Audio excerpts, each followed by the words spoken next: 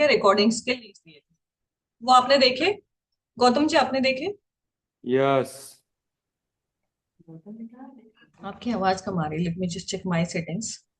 हाँ, देख लिया वीडियो। हाँ, क्लियर है। अ, आपको ज्योतिष आता है पहले से ना?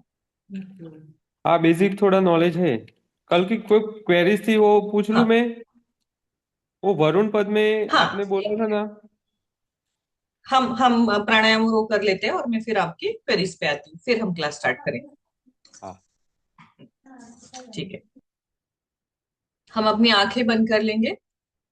3 बार प्राणायाम लंबे गहरे श्वास के साथ और उसके बाद 3 बार ओम का उच्चारण। हथेली आसमान की तरफ। Take a deep breath. Hold on for 3, 2, 1 and exhale. Another deep breath. Hold on for 3, 2, 1 and exhale.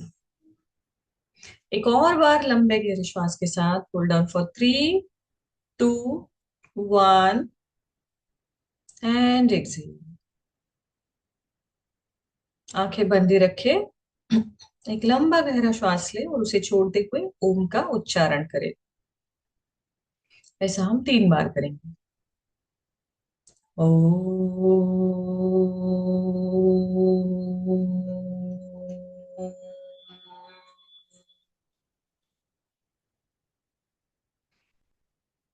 ओ।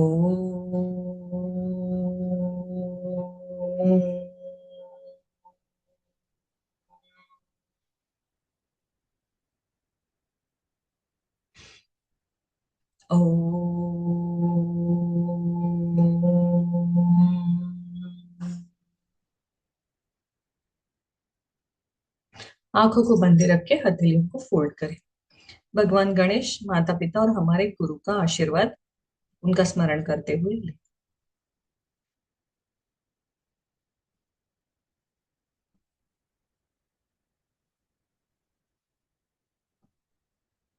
अब दोनों हाथों को रब करके धीरे धीरे आंखों से फेरते हुए वातावरण के प्रति सजग हो जाए और अपनी आंखों को खोले।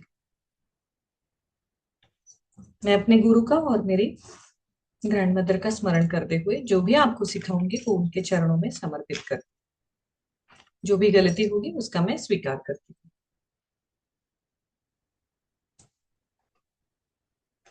आप पूछ सकते हैं गौतम जी। वरुण पद में आपने बोला था ना वरुण कलश रखने का। जी। तो मेरा मेरा वेस्ट में वो वेंटिलेशन का है पूरा छोड़ा हुआ, तो वहां पे परमानेंट कुछ रख सकते हैं हम वरुण कलश में? अ, कैसे छोड़ा हुआ है? आप फोटो शेयर कर सकते हैं? मैं तो अभी यहाँ पे हूँ ना, वो घर पे है वो। अच्छा, आप मुझे ग्रुप में जैसे फोटो कि शेयर करिए। मैं टॉयलेट बाथरूम आता है ना, तो हम्म। वो 2 माल का है, तो ऊपर भी वहां पे भी टॉयलेट बाथरूम आता है। ओके। तो वो पीछे का पूरी दीवार है, हम्म। इसलिए वो पीछे की जगह पूरी छोड़ दी थी, खुली थी। हम्म। फिर ऊपर जा रहा था, ऊपर खुला था टेरेस पे। तो ऊपर तो ओके। मैंने वो कवर कर दिया, वो स्टील का आता है ना, हाँ हाँ, शेड लगा दिया। शेड लगा दिया। अच्छा, तो ये डक्ट की तरह है आपका मानना? हाँ, ऐसा है। ओके, डक्ट हो गया है वहां पे, ऐसे आप बोल रहे हैं। तो उसको आप उसी डायरेक्शन में डक्ट की तरफ घर के अंदर से रख के देखिए, 3 दिन भद्रा तिथि को रखिए। कुछ डिफरेंस नहीं लगा फिर मैं आपको कुछ और बताऊं। नहीं, मैंने ऐसा कुछ रखा नहीं। मैं क्या बोलता हूँ, वो अंदर उतरने के लिए बार बार हम चढ़ उतर नहीं कर सकते, तो कुछ हाँ वरुण कलश परमानेंट हम रख सकते हैं, ऐसा हाँ, बोलता हूँ। आप उसी को परमानेंट भी रख सकते हैं, बट फिर उसको आपको जमीन के अंदर रखना पड़ेगा क्योंकि वो पानी सूख जाएगा ना उसका। हाँ। तो इसीलिए हम ऊपर इसे रखते हैं तो हम पानी बदल सकते हैं ना। बाकी हम्म, चीजें तो ठीक है, तो पानी सूख जाएगा।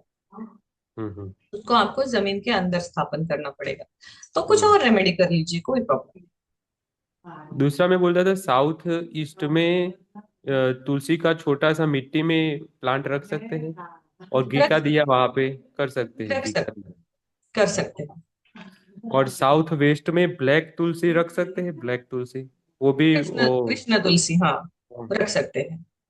और आपने बोला था वो स्टार्ट कर दिया है मैंने घर पे, वो मस्टर्ड ऑयल वाला, ओके, चार दिशा वेरी में। गुड।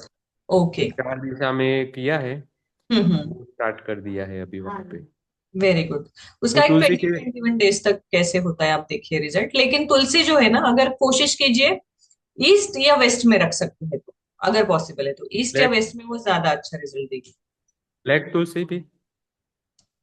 कौन सी भी तुलसी, अगर काली जैसे कृष्ण तुलसी है तो उसको वेस्ट में रख के देखिए। तो वो कंपाउंड खुला है, उसका सेंटर निकाल के उसके वेस्ट में रख दूं ना। रख सकते हैं जी। अभी मैंने वहां पे साउथ वेस्ट में रखी है, तो उसको एग्जैक्ट में कंपाउंड के वेस्ट में रख देता हूँ। हाँ, सैटरडे, क्योंकि सैटरडे में तुलसी जाने वाला हूँ। अच्छा रिजल्ट ईस्ट या वेस्ट डायरेक्शन में देती है।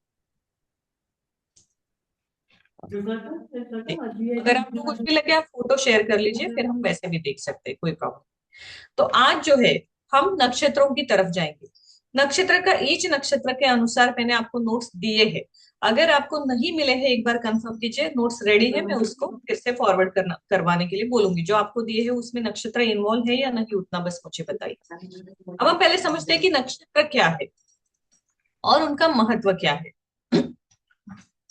तो पराशरी में जब हम नक्षत्र देखते हैं तो हम चंद्र नक्षत्र को सबसे ज्यादा महत्व देते हैं। जैसे मैं हमेशा आपको बोलती हूँ कि आपका चंद्र कौन सी राशि में और कौन से नक्षत्र में था, इस पे आपके जीवन का बहुत सारी चीजें जो है वो निर्भर करती है। तो वैसे अगर आप ज्योतिष देखते हो तो उससे आपको बहुत फर्क पड़ेगा। एक और मेथड पराशरी में आता है, जैसे हम एसेंडेंट यानी लग्न से देखते हैं। Is recording start? नहीं शायद से। किया था आपने स्टार्ट अच्छा शायद। किया था। हाँ स्टार्ट है, स्टार्ट है। है ना? तो जैसे कि हम एसेंडेंट से देखते हैं, उसी प्रकार से पराशरी में हम उसको चंद्र को एसेंडेंट मान के भी देखते हैं। जब हम कुंडली लगाने को सीखेंगे उस पे मैं आपको सिखाऊंगी कि चंद्र को एसेंडेंट मान के वो पूरी कुंडली घूम जाती है, उससे भी उसे कैसे देखा जाता है। तो इसीलिए चंद्र नक्षत्र जो है उसका महत्व हमारे जीवन में बहुत ज्यादा है। तो उसे कैसे देखा जाता है, तो नक्षत्रों के बिना जो है वो पराशरी शास्त्र जो है वो पूरा अधूरा ही माना जाता है। क्योंकि राशियां और जो भाव है वो तो हर जगह है, लेकिन उसको और डिटेल में अगर आपको जानना है तो स्पेसिफिकली आपके मूल नक्षत्र से आपका मन, आपकी प्रवृत्ति, आपका स्वभाव, आपका कर्म, आपका भावनात्मक स्वभाव और आपके जीवन की दिशा कैसी है नियंत्रित करेंगे। इसके लिए आपको उसकी डिग्री जो है वो देखना जरूरी है।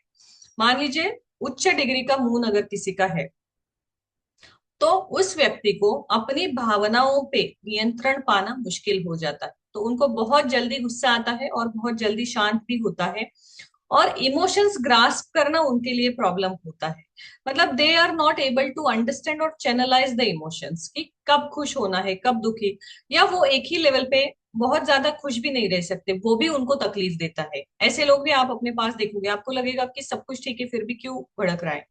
मैंने ऐसे लोग देखे हैं कि जिनको एंगर इशू नहीं है, लेकिन उनका चंद्र जो है वो उच्च का है, जो उनका भावनात्मक जो इमोशनल बैलेंस है उसको डिस्टर्ब कर देता है। तो वो बहुत ज्यादा खुश या दुखी नहीं रह सकते लंबे समय तक। उनको रूटीन में कोई चीज बताए तो वो बोर हो जाते हैं, चिड़चिड़े हो जाते हैं, फ्रस्ट्रेटेड हो जाते हैं और फिर नॉर्मल हो जाते हैं। इस प्रकार से हमारी मानसिक स्थिति जो है वो चंद्र से देखी जाती है। तो चंद्र के नक्षत्र को जो है वो सबसे ज्यादा हमारे जीवन के हर फैक्टर को नियंत्रित करने के लिए यूज किया जा सकता है। जैसे हम रेमेडीज की बात करते हैं, चंद्र के नक्षत्र को प्रमाण मानते हुए जब हम करेंगे तो उसका फल जो है वो अच्छा आता है। अब महर्षि पराशर द्वारा जो है वो नक्षत्रों का प्रयोग कैसा दिया है, तो नक्षत्रों को हम विषुवत्तरी दशा में भी देखते हैं, ट्रांजिट यानी गोचर में भी देखते हैं, प्रश्न कुंडली में भी देखते हैं, और जब जब आपके जीवन की महत्वपूर्ण घटनाएं आती है, जैसे विवाह है, संतान सुख है, या आपका कर्म है, या आपकी मानसिक स्थिति है, इन सब के लिए चंद्र के नक्षत्र को देखना बहुत जरूरी होता है। अब हम देखते हैं कि नक्षत्र को कैसे जाने जाए। तो आकाश में अगर हम देखें तो 27 नक्षत्र देर। अभिजीत जो है उसे मुहूर्त भी माना जाता है और नक्षत्र भी माना जाता है, तो उसे 28 नक्षत्र में काउंट किया जाता है, लेकिन उसके अंडर कोई राशि नहीं है। तो इसीलिए जो है वो 27 नक्षत्र के जब हम इक्वल पार्ट करते हैं तो कितने पार्ट होते हैं, 3 पार्ट्स में हमें डिवाइड करना। 12 राशियां है और 27 नक्षत्र है। तो क्या होता है, 3.5 Q4 के अराउंड वो आता है, मतलब 360 डिग्री। जब हमारी कुंडली है उसको हम 360 डिग्री में जब देखते हैं, डिग्री वाइज जब देखना है, तो फर्स्ट हाउस से लेके 12th हाउस तक पूरा जो साइकिल है उसको कंप्लीट करने के लिए जब हम एक राउंड में 360 डिग्री देखेंगे, तो हर नक्षत्र का 360 डिवाइडेड बाय 27 जो आता है, वो पार्ट कितना आता है, 13.20। मतलब हर नक्षत्र 13.20 तक आ जाता है। तो आपका जन्म समय हुआ था, उस समय पे चंद्र जिस नक्षत्र में था वो आपका चंद्र नक्षत्र है, और उसी समय बाकी के प्लैनेट्स जिस जिस नक्षत्र में थे वो उनका नक्षत्र है। तो हम जब चंद्र नक्षत्र की बार बार बात करते हैं, तो इसका मतलब ऐसा है क्या कि बाकी प्लैनेट से उनके नक्षत्र का वैल्यू कम है?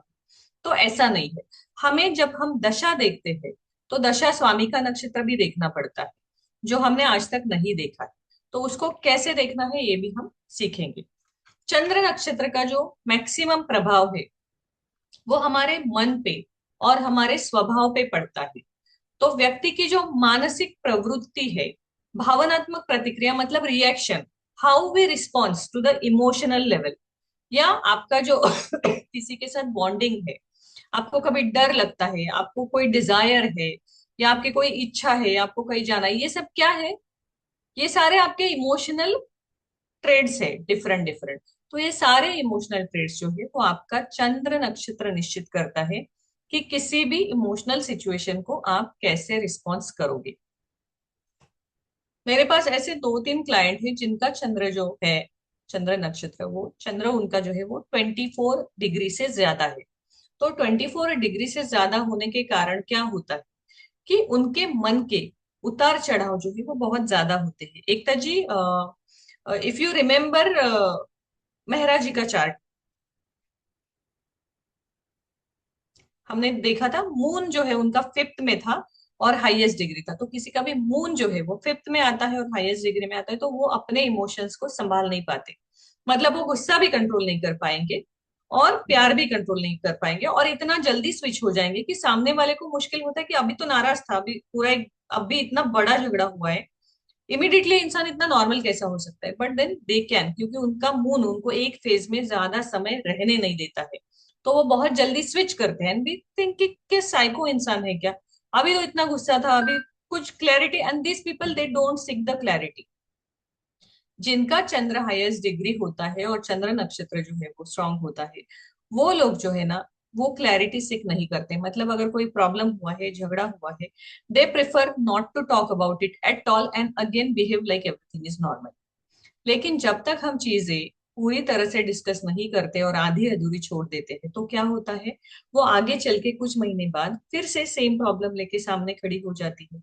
इसलिए इन लोगों का भावनात्मक द्वंद्व जो है वो कभी भी खत्म नहीं होता है। इमोशनल लेवल पे वो हमेशा ही डिस्टर्ब रहते हैं, क्योंकि उनको इनसिक्योरिटीज भी जल्दी आते हैं, कोडिपेंडेंसी सिचुएशन भी जल्दी आती है, और उनका ईगो भी बहुत हाई होता है।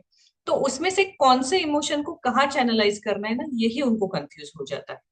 अब नक्षत्रों को अगर हम दशा प्रणाली की तरह देखें, तो पराशरी ज्योतिष में जो है वो विषोत्तरी दशा जो है वो जन्म नक्षत्र पे आधारित है, कि हमारा जन्म कौन से प्लैनेट की कौन से नक्षत्र में हुआ था, वहां से आगे हमारी दशा जो है वो शुरू होती है।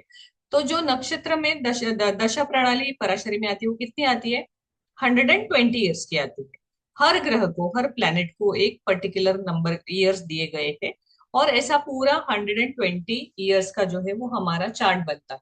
तो इसका मतलब ये है क्या कि हम 120 ईयर्स जीते हैं? तो ऐसा नहीं। लेकिन जहां पे भी हमारा समय एंड होगा, उसके बाद हमारा नया जीवन उसी के आगे, जहां वो दशा थी वहीं से आगे शुरू होगा। फिर से हम पहले नक्षत्र में नहीं आते।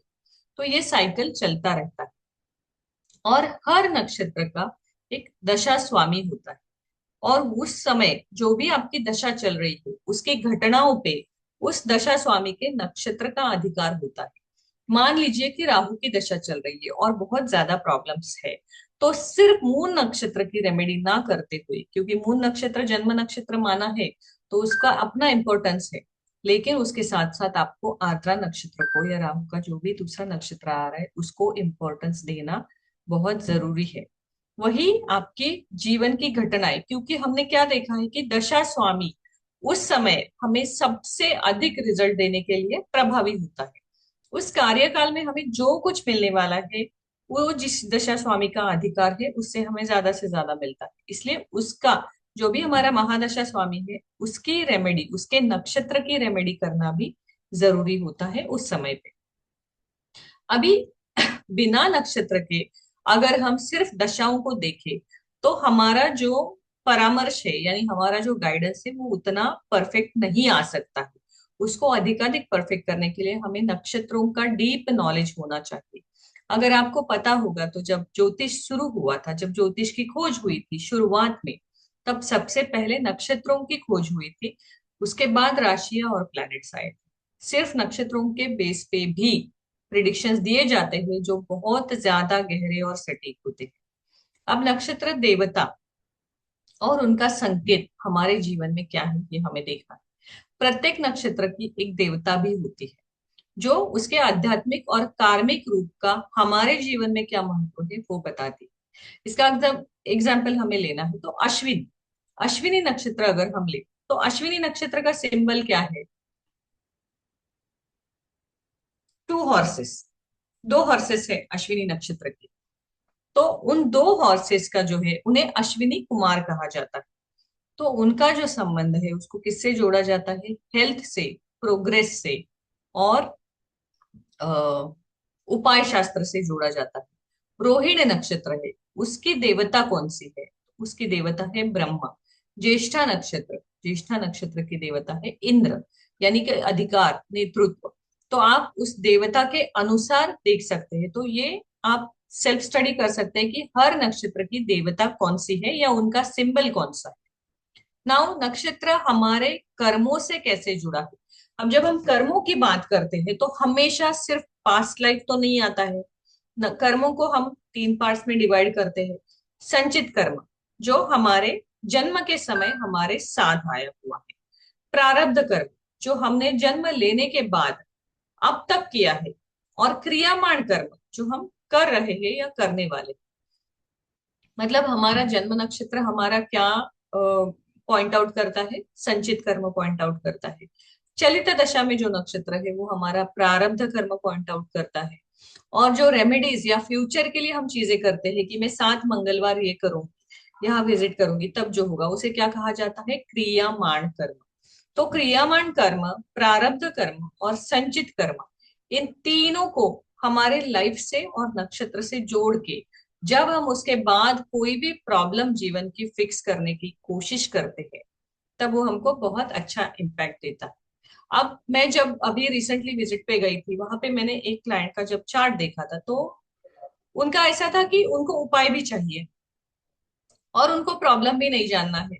और उपाय वो अपनी मर्जी से डिसाइड करेंगे कि वो करेंगे कि नहीं, अगर वो उनके एथिक्स में बैठा है या उनके मूड, उनके ईगो को बिना हर्ट किए होगा तो ही होगा। अब ऐसा सिचुएशन जब आता है, मतलब क्लाइंट जो है वो कोई भी रेमेडी करने के लिए ओपन नहीं है, क्योंकि उनका सिंपल था कि आप मेरा रूम नहीं बदलोगे, मेरे रूम में कोई चेंजेस तोड़फोड़ नहीं होगा, क्योंकि मुझे मेरे रूम से बहुत अटैचमेंट, और मुझे आप कोई ऐसा रेमेडी नहीं बताओगे जो मैं नहीं कर पाऊंगा कि 7 मंगलवार इधर, मतलब बेसिकली उनको रेमेडी करना ही नहीं है और उनको रिजल्ट भी चाहिए। ऐसे भी लोगों को आप मिलोगे, क्योंकि उनको हर चीज में प्रॉब्लम नजर आती है। ऐसा आपको कभी कोई मिलता है क्या एकता जी, कि आपको लोग बोलते हैं कि आप सीधे हमारा बस भाग्य बदल दीजिए, हमें कुछ करने को मत कहिए, आज मैं कोई जेमस्टोन पहनूं और कल मेरा लाइफ चेंज हो जाए? ऐसा लोगों को उपाय चाहिए। आपको 21 डेज ये करो, घर में ये बदलो हम्म। वगैरह, वो उनको नहीं चाहिए। उनको अपना लिविंग स्टाइल कॉम्प्रोमाइज उसको नहीं करना है, अपना इंस्टेंट चाहिए, इंस्टेंट। हम्म। ओके, अच्छा। तो ऐसे आपको लोग मिलते हैं। तो अब मैं गई थी रिसेंटली, तो बहुत एक अच्छा सुंदर वाक्य जो मेरे दोस्त के पिताजी थे उन्होंने कहा वहां पे। जब मैंने उनको कोई रेमेडी सजेस्ट की, उनके रेफरेंस से ही आए थे क्लाइंट, तो मैंने उनको जब रेमेडी सजेस्ट की तो उन्होंने कहा कि नहीं मेरी तो, लेकिन मेरा तो चार्ट ऐसा है, तो मैं तो ये चीज कर ही नहीं सकता हूँ, मेरा तो प्लानिटरी पोजीशन ही ऐसा है कि मैं इसके खिलाफ जाता हूँ। तब वो जो थे हमारे साथ मीडिएटर, जो मुझे लेके गए थे वहां पे एज अ रेफरेंस, उन्होंने उनको कहा कि she is not here to change your life, and she is not the one who has written your destiny, she is here as a light अगर आपको करना है कीजिए, नहीं करना है मत कीजिए। Karma has to be done by the person who wants to change their life. We can only guide, we can not take in charge and change somebody's life. We can guide, rest is their own choice. तो उनको करना है नहीं करना है उनके ऊपर। तो इसी प्रकार से जो उनका क्रियामान कर्म है, जिसे हम उपाय शास्त्र से जोड़ते हैं, वो ही उनके जीवन में बदलाव ला सकता है।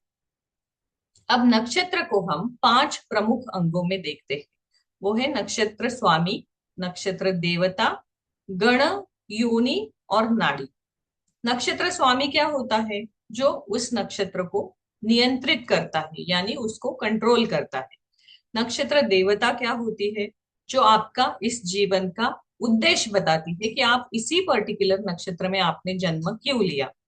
नक्षत्र का गण जो होता है, वो देव, मनुष्य या राक्षस होता है। वो आपके स्वभाव को प्रदर्शित करता है कि आपको एंगर इश्यूज होंगे, नहीं होंगे, आप बैलेंस होंगे, नहीं होंगे। दूसरी एक चीज है कि यहाँ पे आप जो है राक्षस गण जैसे हम बोलते हैं, तो ऐसा बोला जाता है कि अगर आपका मनुष्य गण है तो आप दूसरे दोनों गणों से बैलेंस कर सकते हैं। देवगण और राक्षस गण के लोगों की एक साथ नहीं बनती। उसके बाद आती है योनि। योनि मतलब संबंध प्रकृति या योग, मतलब वो जो भी एनिमल्स है उससे आपका फिजिकल इंटीमेसी लाइफ जो है वो जोड़ा जाता है, ताकि जब आपके लाइफ पार्टनर के साथ आपका इंटीमेसी शादी से पहले जब देखा जाएगा कि आप बैलेंस हो या नहीं फिजिकल रिलेशनशिप में, तब वो आपको कितने मार्क्स आते हैं उस पे आपका लाइफ और डिजायर जो है वो डिपेंड है। उसके बाद आती है नाड़ी। नाड़ी मतलब आपका स्वास्थ्य और संतति। अगर एक नाड़ी है तो शादी करने के लिए मना किया जाता है, ऐसा आपने देखा होगा। एक नाड़ी है तो उनकी शादी नहीं होती। जैसे साइंस में भी एक ब्लड ग्रुप की तो शादी मना करते हैं ना, क्योंकि उसमें क्रॉनिक डिजीज या कुछ प्रॉब्लम्स नेक्स्ट जनरेशन में आने के, संतति में प्रॉब्लम होने के चांसेस है। उसी प्रकार से जब एक नाड़ी होती है तब जो है विवाह सुख तो मिलता है, संतति सुख मिलने में प्रॉब्लम आ सकती है, इसलिए इसको भी देखा जाता है। अब उसको हम शॉर्टकट में अगर थोड़ा सा देखें तो जो हमारी राशि होती है वो हमारा व्यक्तिमत्व है कि हम बाहर से कैसे दिखते हैं।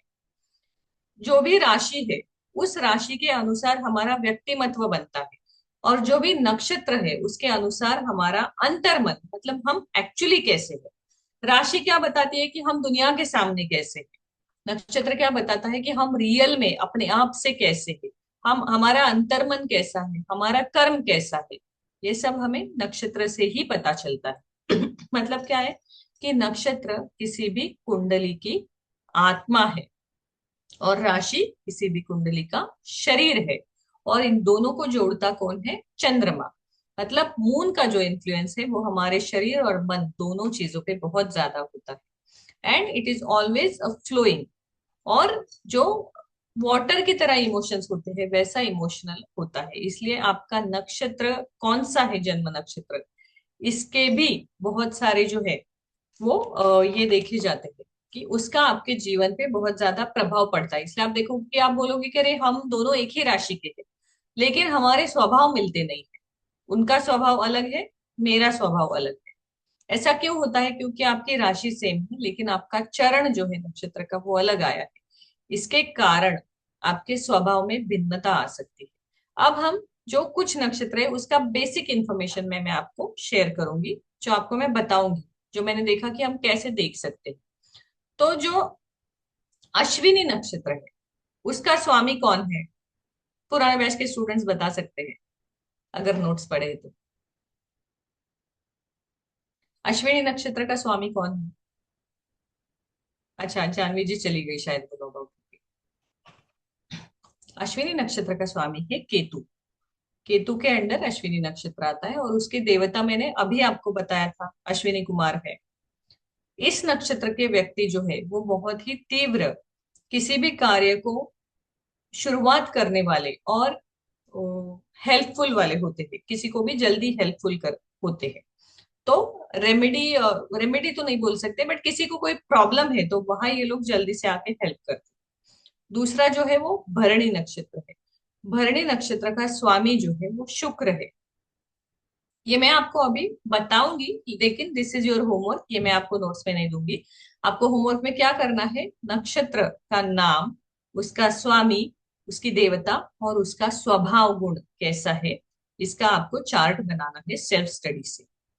सिर्फ गूगल पे या एआई पे जाके मत बनाइए, नहीं तो आपको याद नहीं रहेगा कुछ भी। आप उसको रोज थोड़ी सी पढ़ने की, और एक डेली एक ही नक्षत्र लीजिए। जैसे मैं हमेशा बोलती कि ऐसा मत कीजिए कि गए और पूरा का पूरा डाउनलोड कर लिया और सब हो गया। डेली बस एक नक्षत्र लीजिए, वो एक ही नक्षत्र को अच्छे से थरो कर लीजिए। दूसरे दिन दूसरा लीजिए, उसको समझने की कोशिश कीजिए, उसको अपने जीवन से जोड़िए कि आज ये नक्षत्र था, इसके ये कैरेक्टरिस्टिक है, तो आज मेरा दिन कैसे गया, इससे रिलेटेड कुछ मेरे जीवन में हुआ क्या, ये हम देख सकते हैं। तो ऐसे एक एक नक्षत्र को, दो दो नक्षत्र को ऐसा आप एनालाइज करने की कोशिश कीजिए। अब दूसरा नक्षत्र आता है भरणी नक्षत्र। भरणी नक्षत्र का स्वामी है शुक्र और उसकी देवता है यम। इसका स्वभाव कैसा होता है कि अनुशासन यानी डिसिप्लिन और गहराई, स्वभाव में भरणी नक्षत्र के लोगों के जो है वो ज्यादा गहराई होती है। जब आपको कोई भी मेडिसिन खरीदना हो ना, तो जिस दिन अश्विनी नक्षत्र है उस दिन आप खरीद सकते हैं। और जब आपको ग्रोसरी भरनी है या आपको कोई ऐसी चीज जो जल्दी खत्म ना हो ऐसी लेनी है, तो आप वो भरणी नक्षत्र पे कर सकते हैं। नाउ कृतिका नक्षत्र। कृतिका नक्षत्र का स्वामी जो है वो सूर्य है और उसकी देवता कौन सी है, अग्नि देवता। कृतिका नक्षत्र का जो स्वभाव है उसे शुद्धि, साहस और नेतृत्व कहा जाता है। कृतिका नक्षत्र जो है वो वृषभ राशि को रिप्रेजेंट करता है। वो आपको आगे जब हम राशियों से जोड़ेंगे उसमें पता चलेगा, ये आपको देखना है कि कौन सी राशि कौन से नक्षत्र को रिप्रेजेंट करती है। कृतिका नक्षत्र की सबसे खास बात ये होती है कि ऐसे कहा जाता है ज्योतिष में कि जो भी लोग कृतिका नक्षत्र में जन्म लेते हैं वो किसी और प्लैनेट से, किसी और गैलेक्सी से हमारी गैलेक्सी में आए हुए हैं, क्योंकि उनका कुछ न कुछ कार्य जो है वो संपन्न करने का उद्देश्य इस जन्म में है।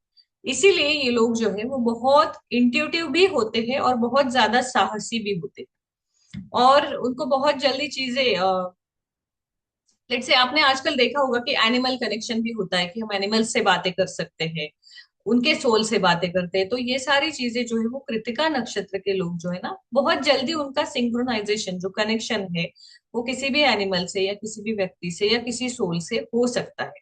They have that ability to get that special connection. और इनके अंदर साहस भी बहुत ज्यादा होता है। संभाजी महाराज का नक्षत्र जो था वो कृतिका नक्षत्र था, तो उनको आपने देखा होगा कि उन्होंने मतलब शेर को भी मारने की उनमें ताकत थी अपने हाथों से। तो ये लोग अति साहसी होते हैं और अति चतुर भी होते हैं, लेकिन कोई भी चीज जब अति होती है तो उसका प्रॉब्लम तो आना ही है।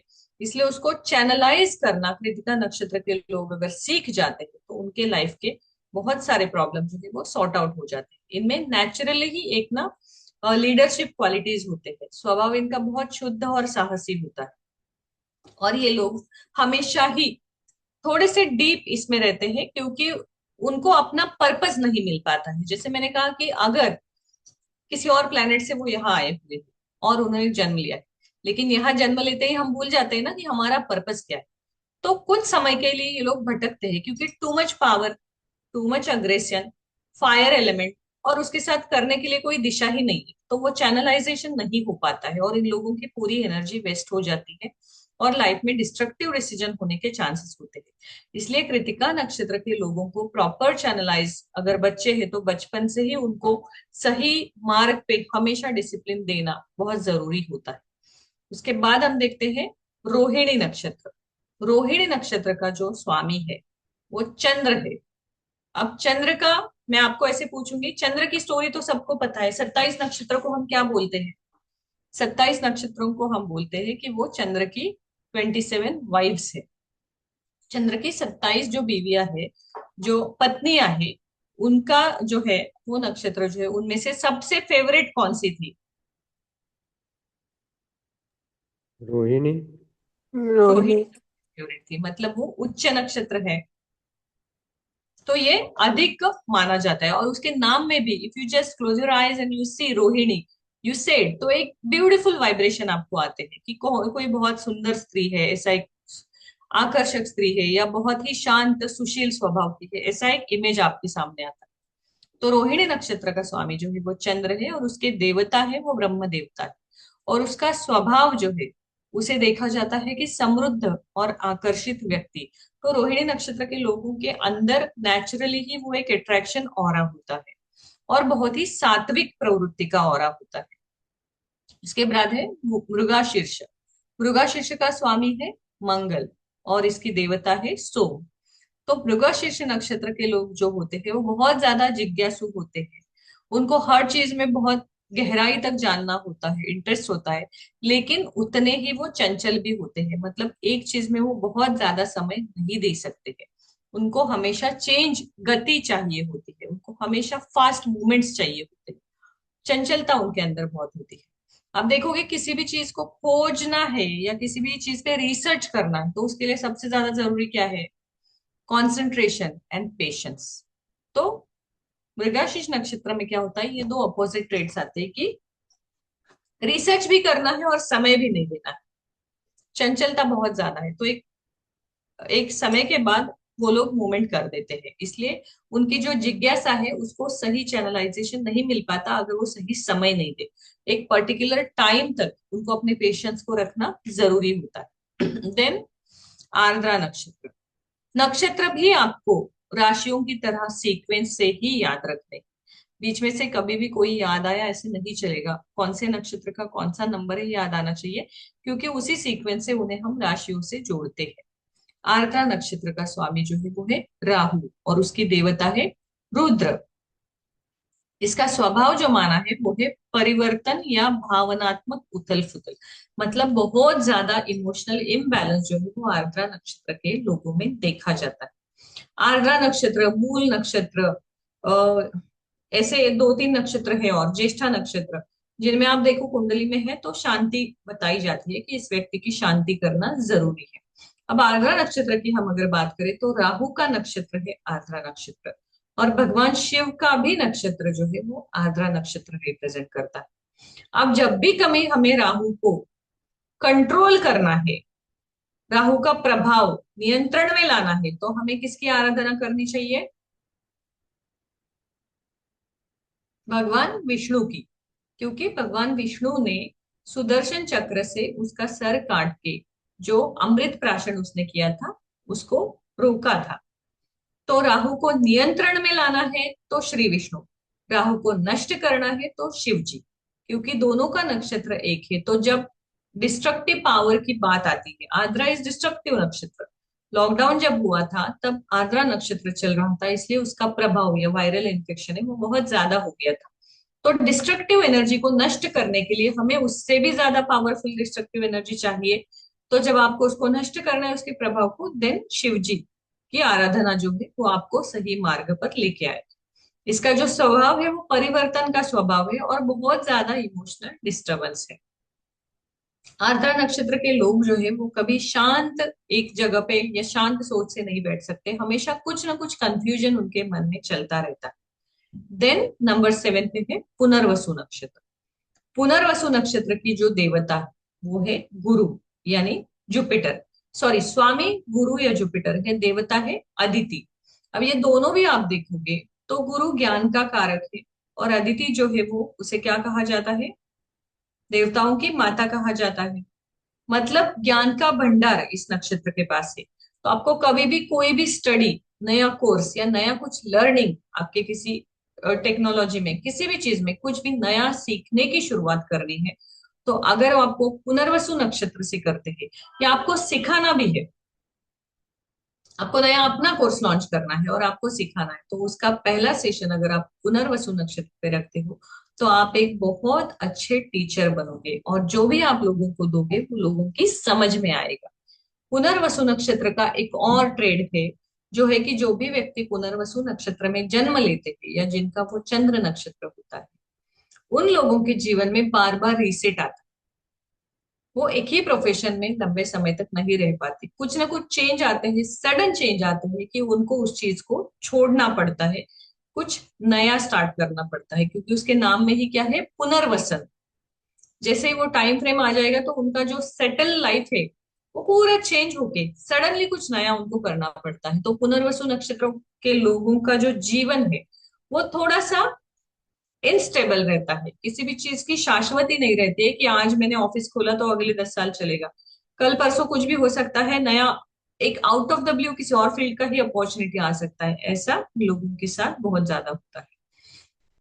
इस नक्षत्र के लोगों को पुनर्जन्म से जोड़ा जाता है, मतलब इनका रिसेंट पुनर्जन्म हुआ है, पहले एक या दो जन्मों में से ही पुनर्जन्म हुआ है, और वो जो उनकी अधूरी इच्छा थी उसको लेके उनको पूर्ण करने की आशा से उन्होंने नया जन्म लिया है। इसलिए इस नक्षत्र के लोग जो है वो बहुत बैलेंस देखे जाते हैं, क्योंकि उनको सबकॉन्शियसली पता होता है कि उनका कर्म क्या है, उनको किस चीज को कंप्लीट करना है। उसके बाद जो आता है पुष्य नक्षत्र। पुष्य नक्षत्र जो है उसकी स्वामी जो है वो है शनि देवता, और उसके जो देवता है वो है बृहस्पति यानी जुपिटर। पुष्य नक्षत्र को उसका स्वामी शनि है और देवता बृहस्पति है, इसके कारण अति शुभ माना जाता है। वाई? कौन मुझे एक्सप्लेन करेगा, शनि और जुपिटर का ऐसा क्या कॉम्बिनेशन है कि पुष्य नक्षत्र बहुत अच्छा माना जा सकता है? यानी लॉन्ग टाइम दिखाता है, और गुरु वो शुभता लाते, तो हाँ, लॉन्ग टाइम शुभता रहेगी, ऐसा हो सकता है। यस। जो भी कोई भी चीज आप करना चाहते हैं उसका एक्सपेंशन या वो बढ़ती जाए, ये कारकत्व जुपिटर का है, और वो लंबे समय तक रहे, ये कारकत्व शनि का है। तो कोई भी शुभ चीज को लंबे समय तक प्रिजर्व या स्टोर या बढ़ाने के लिए, ग्रोथ पाने के लिए पुष्य नक्षत्र है जो सबसे अच्छा माना जाता है। अब पुष्य नक्षत्र जब गुरुवार के दिन यानी थर्सडे के दिन आता है तो वो शुभ किस लिए माना जाता है? स्टडीज के लिए, गुरु का जो मेटल है गोल्ड उसे परचेस करने के लिए, प्रोग्रेस के लिए, कुछ नई चीज खरीदने के लिए। यही नक्षत्र अगर संडे के दिन आता है तो उस दिन आप कोई भी मंत्र जाप करते हो तो उसका 1000 टाइम ज्यादा आपको जो है वो लाभ मिलता है। इसलिए संडे के दिन पुष्य नक्षत्र आएगा तो आपको विद्यार्जन के लिए या कोई भी फलश्रुति के लिए, कोई भी मंत्र एनर्जाइज करने के लिए वो दिन अच्छा है। थर्सडे को आता है तो जो भी चीज आपको ग्रो करनी है, आप एफडी कर सकते हैं, आप गोल्ड खरीद सकते हैं, सिल्वर खरीद सकते हैं, जो भी आपको बढ़ना चाहिए वो आप थर्सडे के दिन पुष्य नक्षत्र आएगा उस दिन करेंगे तो लंबे समय तक वो चीज जो है वो आपके साथ रहती है। Now we will move to Ashlesha nakshatra. Ashlesha नक्षत्र है उसे भी शुभ नहीं माना जाता है। आश्लेषा नक्षत्र बुध का है और उसकी देवता जो है वो नाग देवता है। आश्लेषा नक्षत्र का स्वभाव अगर हम देखें तो तीक्ष्ण बुद्धि, एकदम रहस्यमयी और हमेशा बंधन योग में रहने वाला नक्षत्र माना जाता है। आश्लेषा नक्षत्र का ट्रेड अगर आपको देखना है तो अगर आपकी कोई भी चीज मिल नहीं रही है और गुम हो गई है, कोशिश कीजिए कि लास्ट आपने उसमें कब देखा था। अगर वो आश्लेषा नक्षत्र में गुम हुई है तो वो आपको जीवन में कभी नहीं मिलेगी। तो इस नक्षत्र को बहुत शुभ नहीं माना जाता। इस नक्षत्र में तीक्ष्ण बुद्धि है, बंधन है, रहस्य है। तो रहस्य मतलब क्या है कि वो चीज कहाँ गई किसी को पता नहीं और पता चलेगा भी नहीं, ऐसे हो जाता है। मघा नक्षत्र। मघा जो है वो 10th नंबर पे आता है, उसके बाद उसका स्वामी केतु है और उसके देवता जो है वो पितृ है। मघा नक्षत्र का स्वभाव जो है वो है अधिकार और परंपरा, मतलब थोड़ा सा पुरोगामी या ट्रेडिशनल विचारधारा वाले ये लोग रहते हैं, अपने रूट्स को पकड़ के चलते हैं, जल्दी मॉडिफाइड नहीं होते हैं, मॉडर्निटी को जल्दी एक्सेप्ट नहीं करते हैं। ये ट्रेड आप इन लोगों में देखोगे। पूर्वा फाल्गुना। पूर्वा फाल्गुना जो नक्षत्र है वो शुक्र के अंडर आता है और उसकी देवता का नाम जो है वो भग कहा जाता है। तो उसकी देवता के नाम के अनुसार ही पूर्वा फाल्गुना जो नक्षत्र है उसका जो स्वभाव है या भोग विलासता या रचनात्मकता, क्रिएटिविटी, आनंद, हैप्पीनेस ऐसा माना जाता है। तो पूर्वा फाल्गुना के लोग जो है वो हमेशा हर चीज में निगेटिव चीजों को साइड में रख के पॉजिटिव चीजों पे ज्यादा फोकस करते हैं और उनको याद रखने की कोशिश करते हैं, क्योंकि उनका पर्पस ही होता है कि हमेशा खुश रहना, अच्छी चीजों को याद करना। उसके बाद है उत्तरा फाल्गुन। उत्तरा फाल्गुना नक्षत्र की जो देवता है वो है आर्यमान और स्वामी है वो सूर्य है। ये जो है ये स्थायी स्वभाव का नक्षत्र माना जाता है और रिस्पॉन्सिबिलिटी लेके चलने वाला होता है। तो उत्तरा फाल्गुना नक्षत्र वाले जो लोग हैं वो काफी हद तक अपनी रिस्पॉन्सिबिलिटीज को कंप्लीट करते हैं, कभी भी कोई एक्सक्यूज नहीं देते हैं और स्थिर स्वभाव के होते हैं। जो भी चीज का कार्य वो करेंगे वो उसे पूर्ण करेंगे। उसके बाद है हस्त नक्षत्र। हस्त नक्षत्र का स्वामी है चंद्र और देवता सविता। इसका स्वभाव जो है वो स्किल्स यानी कौशल्य, नियंत्रण यानी कंट्रोल, और कर्मठता यानी रूढ़, ऐसा देखा जाता है। तो हस्त नक्षत्र जो है वो काफी स्ट्रॉन्ग नक्षत्र माना जाता है, जो कंट्रोलिंग होता है, स्किलफुल होता है, लेकिन रूढ़ होता है। बारिश के समय पे भी अगर हस्त नक्षत्र है तो बहुत ज्यादा बारिश इस नक्षत्र में होती है। आप देखोगे नक्षत्रों के अनुसार जब हम बारिश देखते हैं, तो जब हस्त नक्षत्र शुरू होता है श्रावण के बाद, तो बहुत हेवी बारिश होती है कि रुकती ही नहीं है। उसके बाद आता है चित्रा नक्षत्र। चित्रा नक्षत्र जो है उसका स्वामी है मंगल और देवता है त्वष्टा। स्वभाव चित्रा नक्षत्र के लोगों का कैसा होता है? आर्टिस्टिक माइंड के होते हैं, और हमेशा कुछ ना कुछ नया क्रिएट करने की क्षमता इनमें होती है या इनकी इच्छा होती है। अब है स्वाति नक्षत्र। स्वाति नक्षत्र भी कल शायद एकता जी ने ही बोला था उनका है शायद स्वाति नक्षत्र ना। स्वाति नक्षत्र भी राहु के अंडर आता है, और उसकी देवता जो है वो वायु देवता है। स्वाति नक्षत्र के लोग जो है वो बिजनेस में बहुत अच्छे रहते हैं और बहुत फ्लेक्सिबल भी रहते हैं। बिजनेस में अच्छे इसीलिए होते हैं कि वो स्टबन नहीं होते, फ्लेक्सिबल रहते हैं। तो बिजनेस में जो क्वालिटी सबसे ज्यादा चाहिए वो उनके पास होती है, तो सक्सेस रेशो इनका ज्यादा होता है। और इनका स्वभाव थोड़ा सा फ्रीडम ओरिएंटेड होता है कि मैं आपका फ्रीडम डिस्टर्ब नहीं करूंगी, आप मेरा मत करो। So that is another good trade off this नक्षत्र। तो उसके बाद जो है वो है विशाखा नक्षत्र। विशाखा नक्षत्र का स्वामी गुरु है और देवता इंद्र यानी कि अग्नि।